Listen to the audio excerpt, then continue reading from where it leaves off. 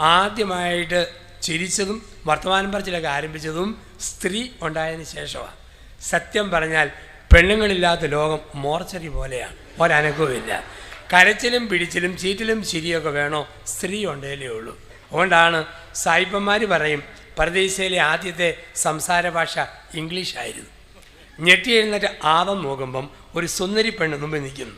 അവൻ ഇംഗ്ലീഷിൽ ഒരു സ്വയം പരിചയപ്പെടുത്തൽ നടത്തി. അതിങ്ങനെയായിരുന്നു, മാഡം ഐ ആം ആഡം.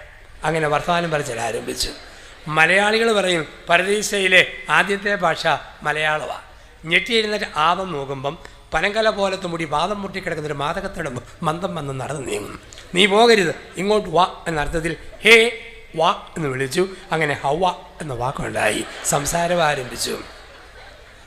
ഒരു ഭർത്താവ് ഭാര്യയോട് പറയടി, ഞങ്ങൾ സ്റ്റാൻഡേർഡ് ആണുങ്ങൾ ദിവസം വെറും 7000 വാക്ക് പറയുമ്പം